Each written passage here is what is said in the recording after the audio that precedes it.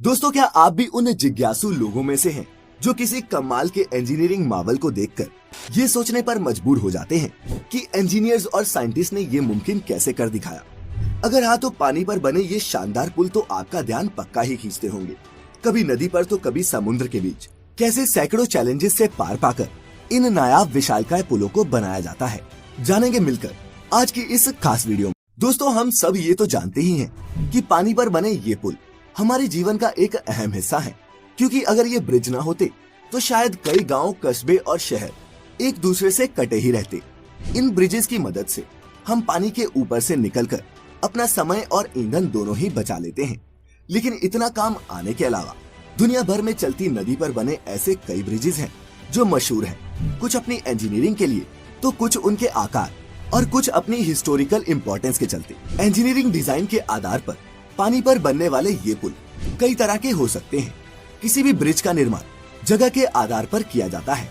एक प्रकार का ब्रिज सभी जगह बनाना संभव नहीं, इसीलिए ब्रिज भी जगह के आधार पर ही बनाए जाते हैं।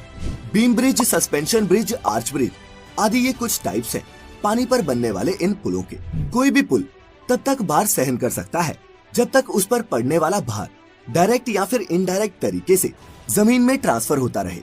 एक ब्रिज पर लाखों टन का भार हो सकता है, लेकिन वह फिर भी मजबूती से खड़ा रहता है, क्योंकि सारा भार खंभों पर टिका होता है और खंभों से होता हुआ जमीन में चला जाता है, जिससे ब्रिज को कोई नुकसान नहीं होता।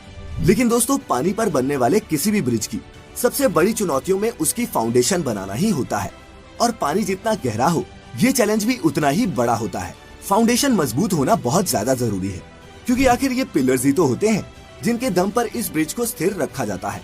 तो कैसे की जाती है इस फाउंडेशन को बनाने की शुरुआत, आइए समझते हैं। तेज बहाव वाले नदियों के ऊपर पिलर खड़ा करने के लिए इंजीनियर सबसे पहले एक स्ट्रक्चर बनाते हैं, और उसको बनाते समय पानी की अधिकतम और न्यूनतम गहराई, पानी के बहाव की गति, पानी के नीचे की मिट्टी, पुल का भार, पुल पर चलने वाले वाहनों का भार आदि बारीक से बारीक चीजों का हिसाब रखा जाता है।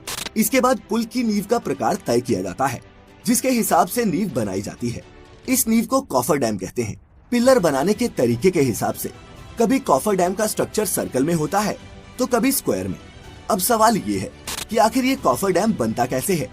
कॉफर डैम को बनाने के लिए स्टील के लंबे लंबे पीसेस एक स्ट्रक्चर पर फिट किए जाते हैं, जिसमें इन्हें सर्कल या फिर एक स्क्वायर शेप दी जाती है, और जब ये बनकर तैयार हो जाते हैं तब इन्हें पानी के अंदर डाल दिया जाता है।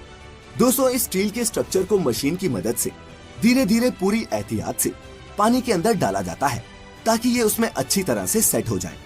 इसके बाद मोटर और पंप के जरिए इस पूरे स्ट्रक्चर के अंदर के पानी को बाहर निकाल दिया जाता है, जिस वजह से यहाँ पर एक सूखी खाली जगह बन जाती है।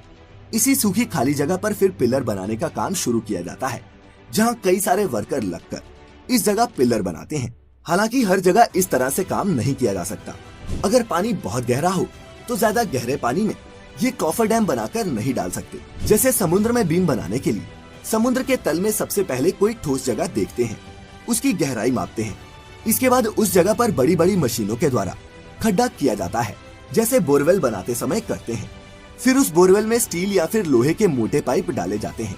फिर पाइप के अंदर का सारा पानी बाहर निकाला जाता है, जिसके बाद उस पाइप में सीमेंट और कंक्रीट का मिक्सचर भरा जाता है।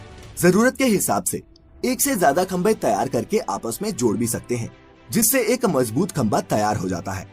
जैसे जैसे खंभे बनते जाते हैं वैसे वैसे उनके ऊपर रोड भी तैयार की जाती है। जब दो खंभे बनकर तैयार हो जाते हैं तब सबसे पहले बड़ी बड़ी मशीनों के द्वारा बड़े बड़े उन खंभों को जोड़ा जाता है, और ये सीमेंट कंक्रीट के ब्लॉक किसी दूसरी जगह पर तैयार होते हैं। ब्रिज का आधा काम बाहर कारखाने में किया जाता है, और आधा काम समुद्र या नदी जहाँ पर पुल बनाया जा रहा हो वहाँ। बड़े बड़े सीमेंट के ब्लॉक्स को समुद्र में ले जाने के लिए बड़ी बड़ी शिप्स को काम में लिया जाता है। वहाँ पहुँचने के बाद क्रेन के द्वारा इन ब्लॉक्स को ऊपर उठाया जाता है, और फिर स्टेप बाय स्टेप ब्रिज का निर्माण किया जाता है। वहीं दोस्तों, कई सिचुएशंस में फ्लोटिंग कॉफर डैम्स भी बनाए जाते हैं, जिसमें या तो उसके नीचे कुछ ऐसी मशीनें फिट कर दी जाती हैं जो पानी के ऊपर तैरती रहती हैं, या फिर जहाज की मदद से इन्हें एक जगह से दूसरी जगह ले जाया जाता है, जिसके बाद इन्हें रोटेट करके पानी के अंदर डाल दिया जाता है। दोस्तों, इस पूरी प्रक्रिया में काफी समय लगता है, और ये काम थोड़ा खतरनाक भी होता है। लेकिन दोस्तों, जितने भी लोग इस तरह के काम में लगे होते हैं वो काफी प्रोफेशनल होते हैं, चाहे वो वर्कर हो या फिर इंजीनियर्स। सभी को इन कामों का काफी अनुभव होता है, जिसके बाद ही उन्हें ऐसे जटिल प्रोजेक्ट्स पर काम करने के लिए भेजा जाता है। क्योंकि अगर ये ब्रिज किसी नौसिखिए द्वारा बनाए जाए तो उसका खामियाजा कई लोगों की मौत से भुगतना पड़ सकता है। अब हमारे अपने ही देश के मुंबई शहर में स्थित बांद्रा वर्ली सी लिंक को ही ले लीजिए। इस 5.6 किलोमीटर लंबे स्टील के स्ट्रक्चर को इंजीनियरिंग का बेहतरीन नमूना कहा जाता है, लेकिन पानी के ऊपर इसे बनाना आसान नहीं था। ये एक बहुत ही लंबा और चुनौती भरा सफर था, जिसे 11 सालों की अथक मेहनत और लगभग 1.25 लाख करोड़ के खर्च के बाद हमारे इंजीनियर्स ने पूरा कर दिखाया। तो दोस्तों, अब तक तो आप समझ ही चुके होंगे कि इस तरह के ब्रिज बनाने में इतने पैसे क्यों खर्च होते हैं।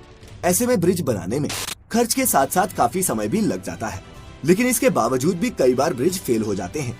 इस चीज से बचने के लिए प्रॉपर तरीके से ब्रिज बनाना बहुत जरूरी होता है और ऐसे में वो सभी एहतियात बरते जाते हैं जो जरूरी हो। तो दोस्तों, आज की इस वीडियो को देखने के बाद आपने पानी पर बनने वाले इन ब्रिजेस के बारे में कुछ नया और इंटरेस्टिंग तो जरूर जाना होगा। इसीलिए इस वीडियो को खुद तक सीमित ना रखें और शेयर करें इस अद्भुत नॉलेज को अपने दोस्तों और रिश्तेदारों के साथ ही अगर आप हमारी ये वीडियो पहली बार देख रहे हैं